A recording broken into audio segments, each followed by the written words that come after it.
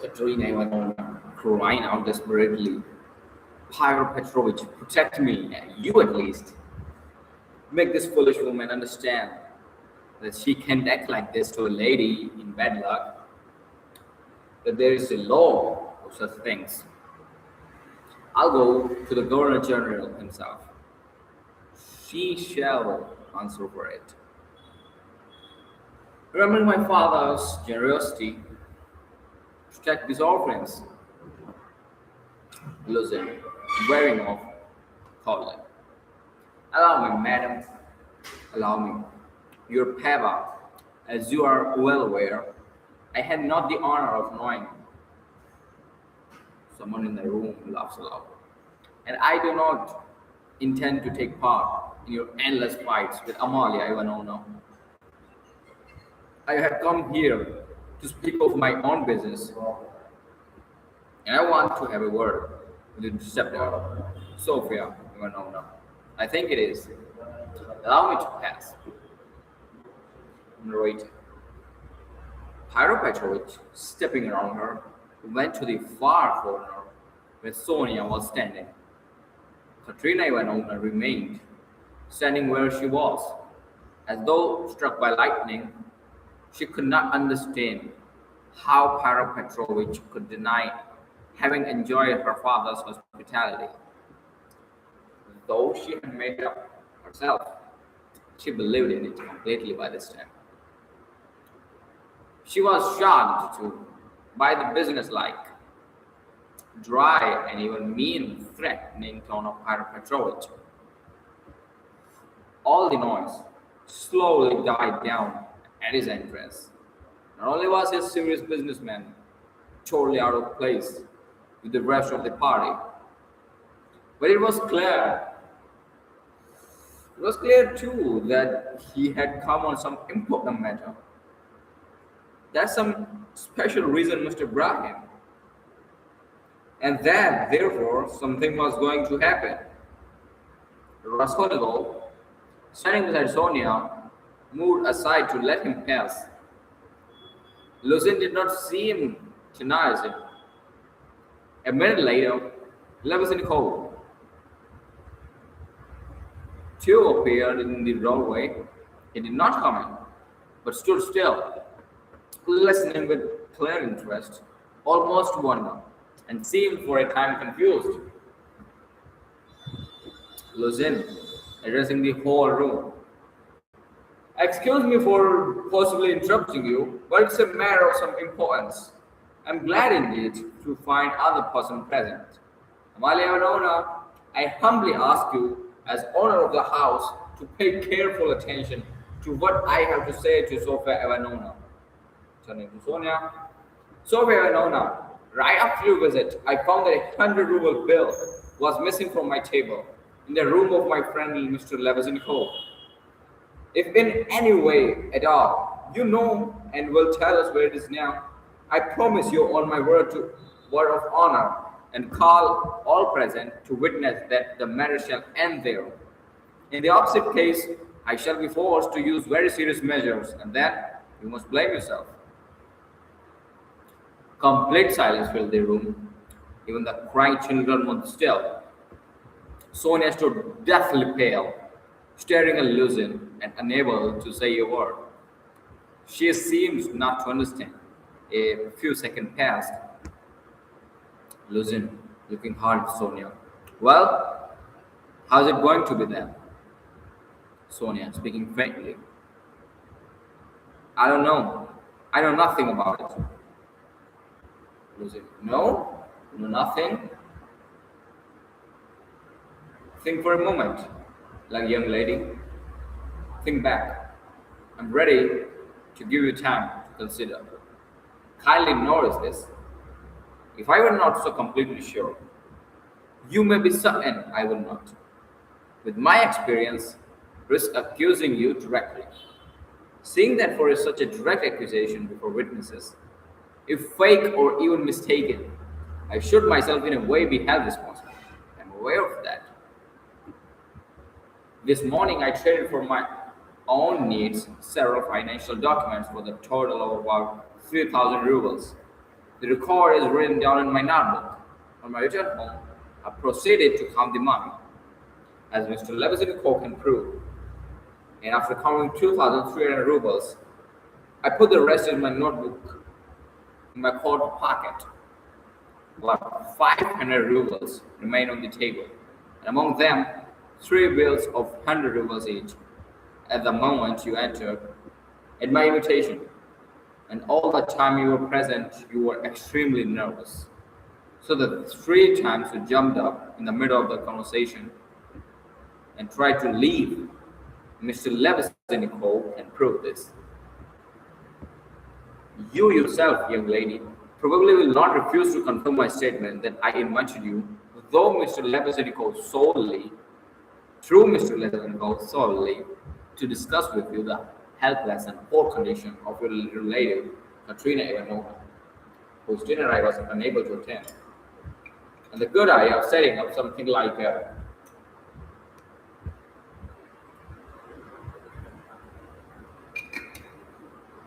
donation fund, a raffle, or the like for her benefit. You thanked me and even shed tears. I describe all this as it took place. First, to bring it back to your mind, and second, to show you that not the smallest detail has been forgotten by me. Then I took a 10 ruble bill from the table and handed it to you as a first payment on my part for the benefit of your relative. Mr. Lebezinkov saw all this. Then I walked with you to the door, you being still in the same nervous state, after which, being left alone with Mr. Lebezinkov, I talked to him for 10 minutes. Then Mr. Lebezinkov went out. I returned to my table with the money lying on it, planning to count it and to put it away, as I had happened to do before. To my surprise, 100 ruble bill had disappeared. Kindly consider the situation, Mr. Lebezinkov. I cannot suspect. I am ashamed to even suggest such a thought. I cannot have made a mistake in my counting. For the minute before your entrance, I had finished my counts and found the total correct. You will admit that remembering your nervousness, your eagerness to get away, and the fact that you kept your hands for some time on the table, and taking into account your low social position and the habits connected with it, I was, so to speak, with horror and definitely against my will, forced to hold a suspicion, a painful but fair suspicion. I work at further and repeat that, in spite of my firm belief, I realize that I run a certain risk in making this accusation. As you see, I could not let it pass. I have taken action, and I will tell you why. Solely, madam, solely owing to your horrible lack of thanks. Why? I invite you for the benefit of your poor relative. I give you my gift of 10 rubles, and you, on the spot, pay me back for all that with such an action. It is too bad. You need a lesson. Think about it. What is more, like a true friend, I ask you. You could have no better friend at this moment. Think, what are you doing? Otherwise, I shall not change my mind. Well, what do you say? Sonia, whispering in fear. I have taken nothing. You gave me 10 rubles. Here it is. Take it. Great. Sonia pulled her handkerchief out of her pocket, untied a corner of it, took out the 10 ruble bill, gave it to Lucy. Lucy, refusing to take the bill, speaking out in a scolding tone. And the 100 rubles, you do not admit to taking it? Great. Sonia looked around her. Everyone was looking at her with such terrible, stern, mocking, mean eyes. She looked at Raskolnikov. He stood against the wall with his arms crossed. looking at her with burning eyes.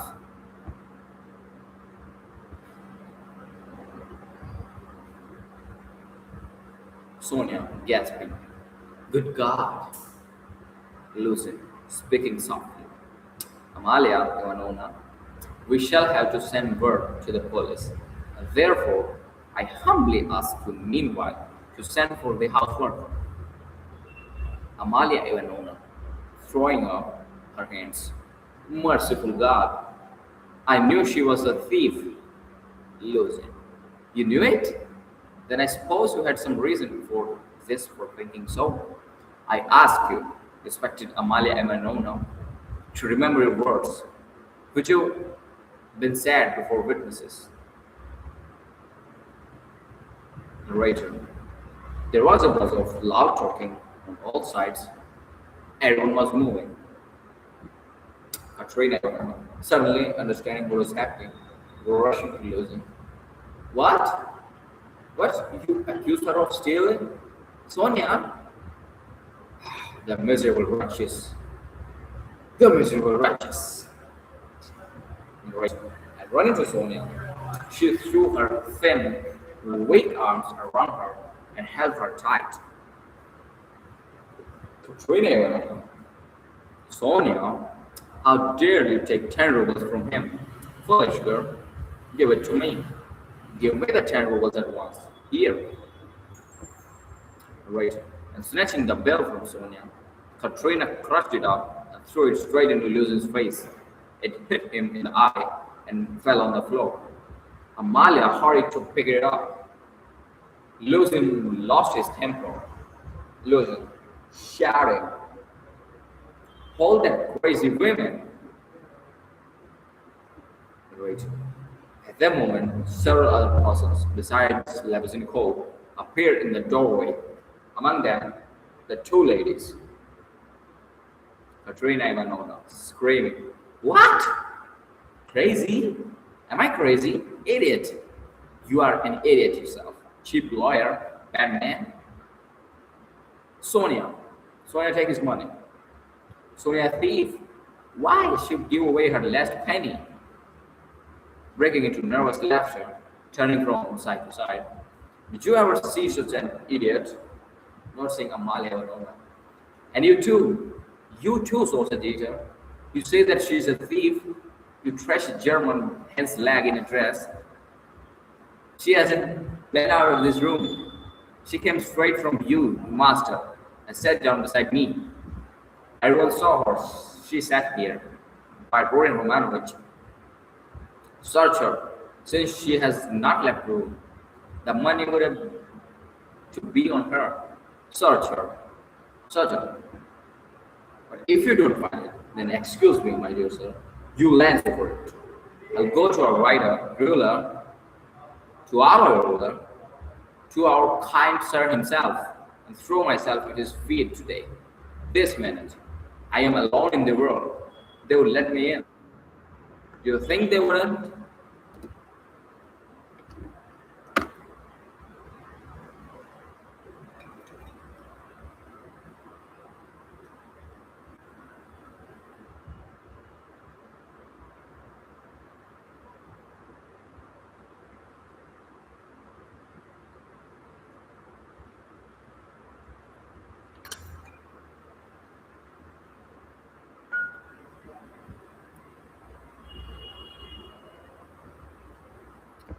You're wrong. I'll get it.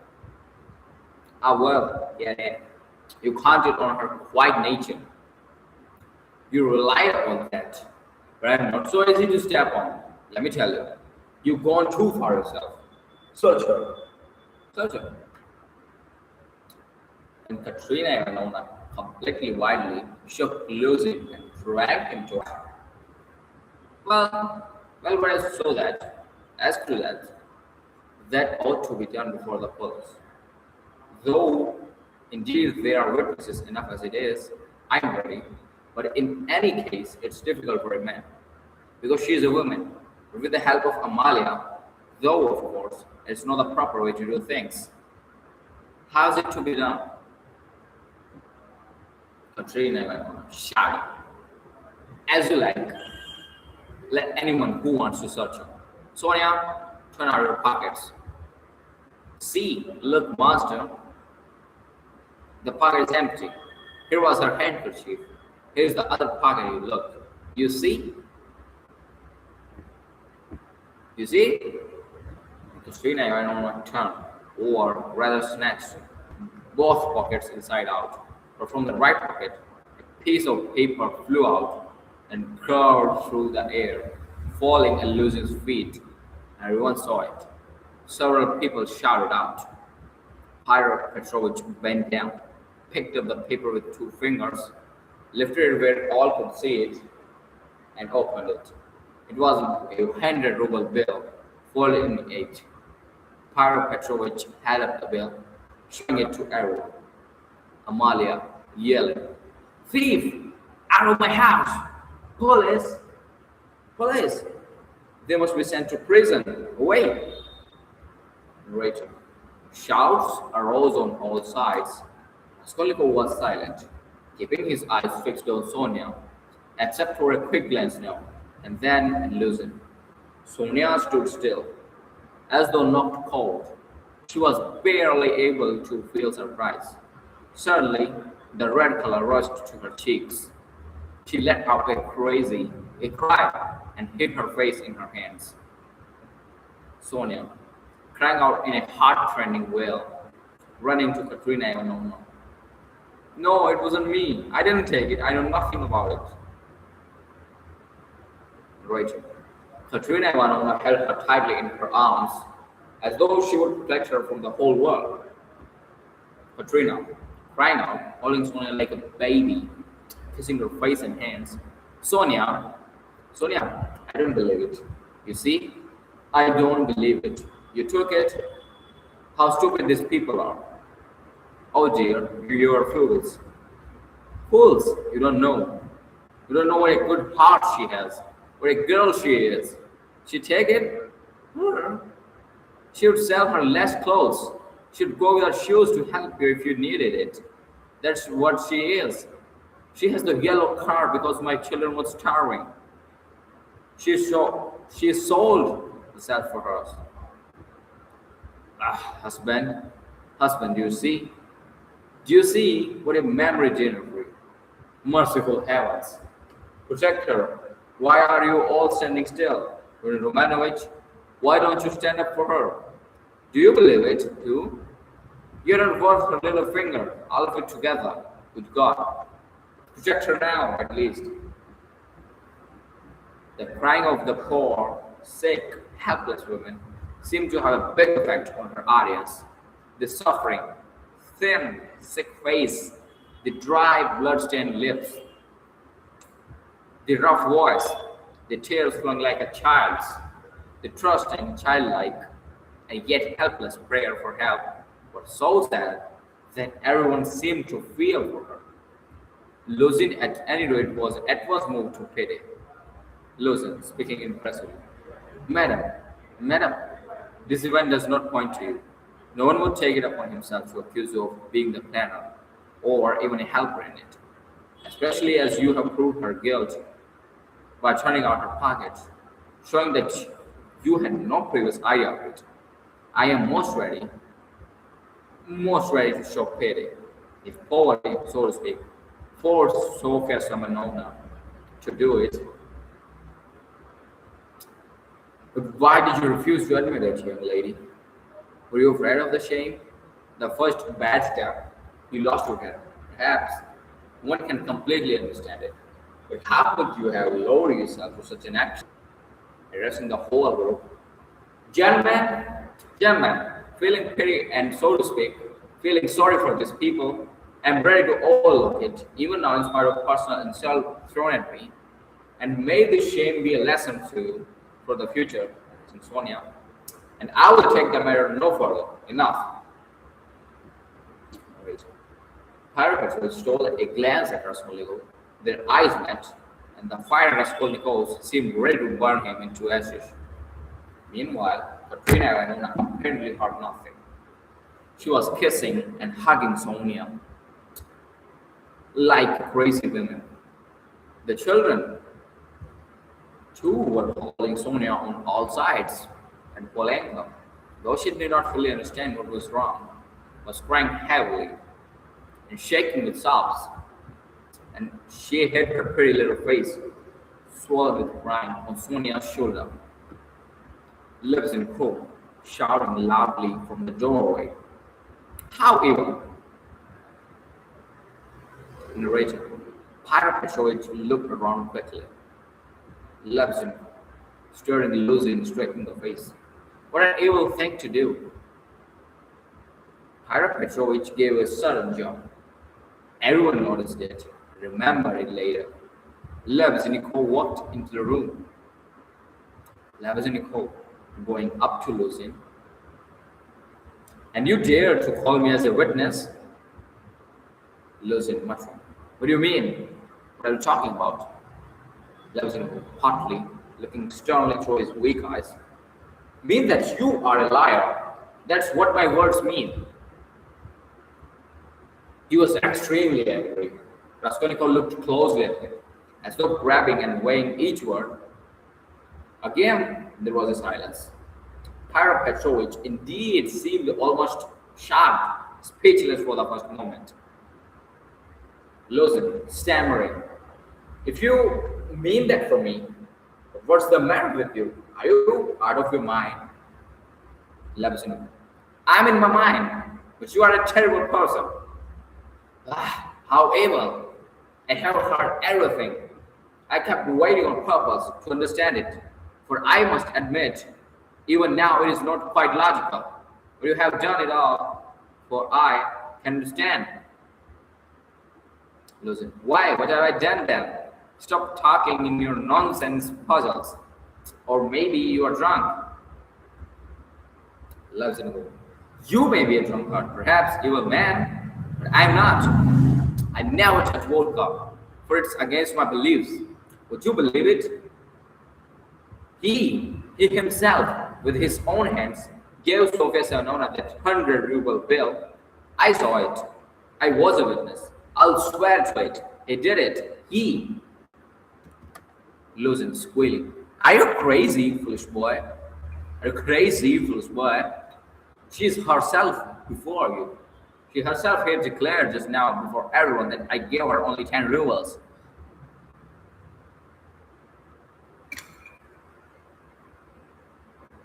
How could I have given it to her? Levzinnikov. I saw it. I saw it. And though it is against my ideas, I'm ready this very minute to take any oath you like before the court. For I saw how you slipped it into her pocket. Only like a fool, I thought you did it out of kindness. When you were saying goodbye to her at the door, while you held her hand in one hand with the other, the left, you slipped the bill into her pocket. I saw it. I saw it. Lucien turning pale, speaking rudely. What lies? Why could you, standing by the window, see the bill? You imagined it with your weak eyes. You're crazy. Levin, out of breath. No, I didn't imagine it. And though I was standing some distance away, I saw it all. And though it certainly would be hard to tell what bill it was from the window, that's true.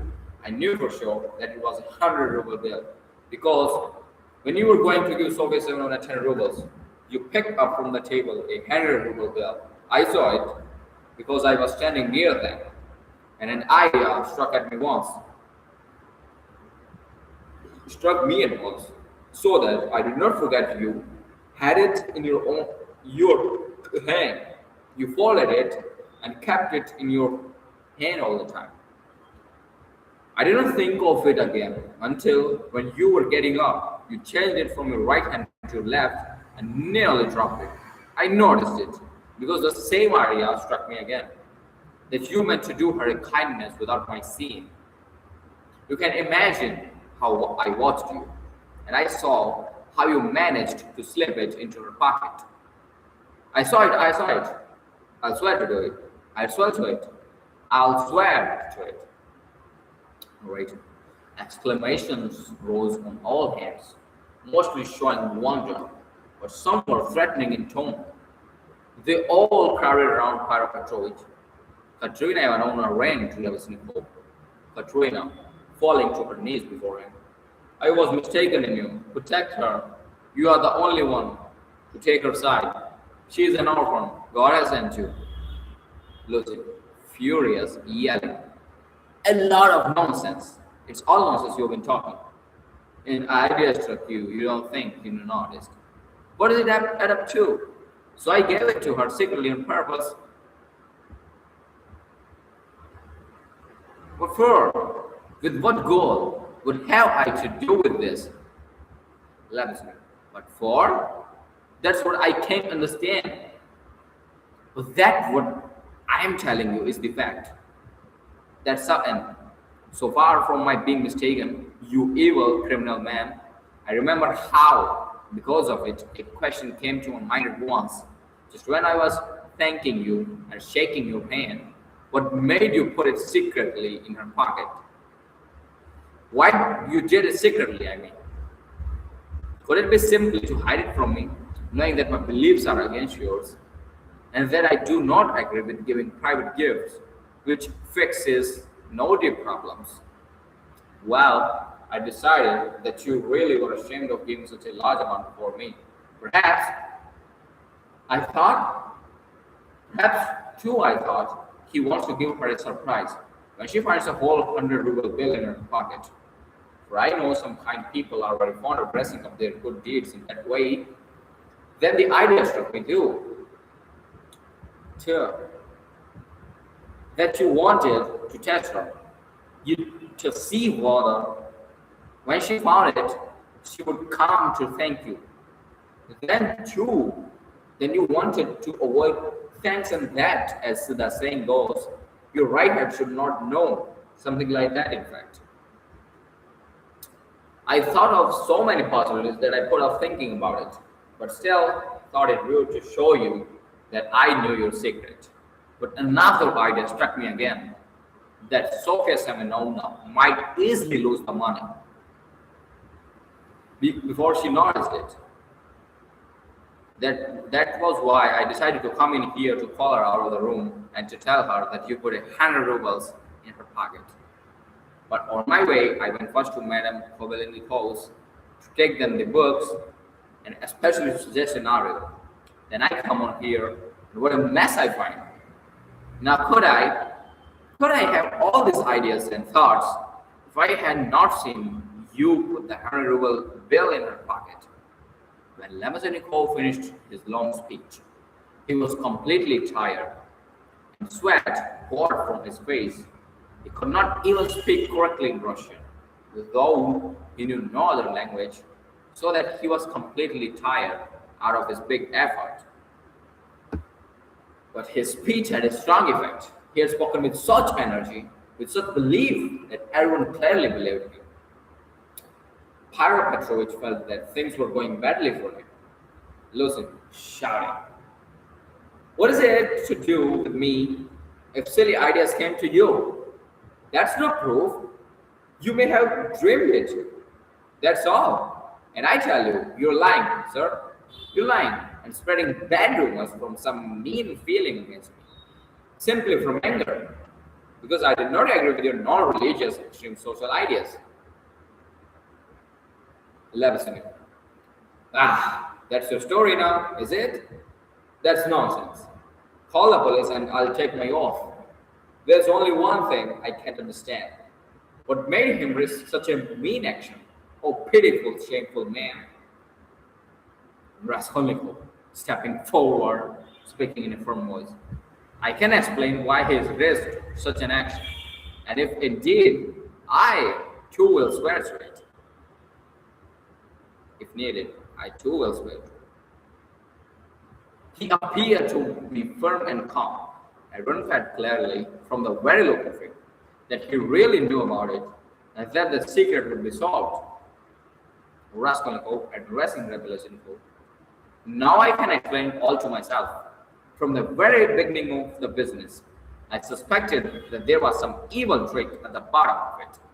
I began to suspect it from some special facts known to me only. But which I will explain at once to everyone. They explain everything. Your valuable proof has finally made everything clear to me. I ask all to listen. This gentleman, practically loser, was recently promised to be married to a young lady, my sister, I've already known her across Hollywood. But coming to Petersburg, he fought with me the day before yesterday at our first meeting, and I threw him out of my room. I have two witnesses to prove it. He's a very mean man. The day before yesterday, I did not know he was staying here, in your room, and that consequently, on the very day we fought, the day before yesterday, he saw me give Katrina Ivanovna some money for the funeral. As a friend of the late Mr. Marmelado, he at once wrote a letter to my mother and informed her that I had given away all my money, not to Katrina, but to Sofia, and spoke in a most terrible way about the character of Sofia Semenovna. That is, hinted at my connection to Sofia Semenovna. All this, you understand, was with the goal of separating me from my mother and sister by hinting that I was wasting on bad things the money which they had sent me and which was all they had. Yesterday evening, before my mother and sister in his presence, I stated that I had given the money to Katrina Ivanovna for the funeral and not to Sofia Semenovna, and that I had no close friendship with Sofia Semenovna and had never seen her before. In fact,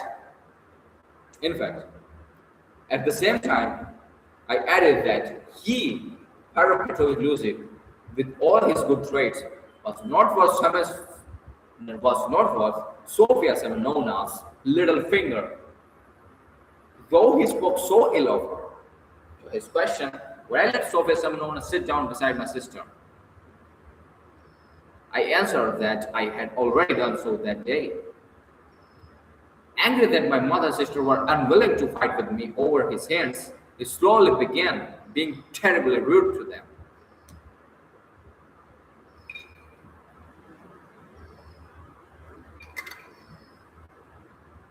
A final breakup took place, and he was turned out of the house. And this happened yesterday evening.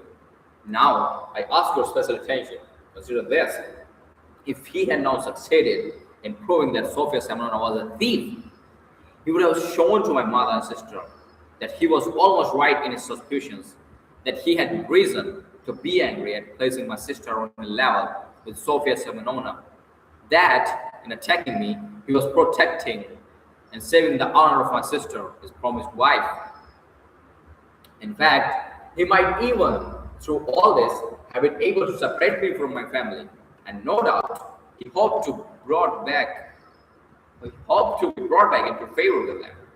To say nothing of getting revenge on me personally, for he has reasons to think that the honor and happiness of Sofia Semenovna are very precious to me.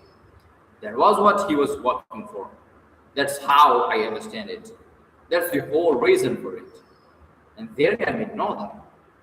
No other. If the narrator says it was like this or somewhat like this.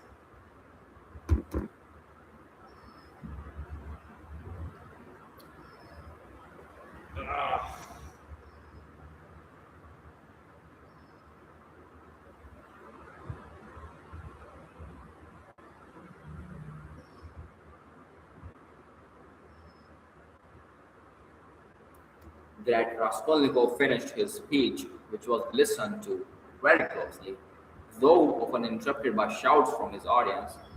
But in spite of interruptions, he spoke clearly, calmly, exactly, firmly. His firm voice, his tone of belief, and his serious face made a great impression on everyone.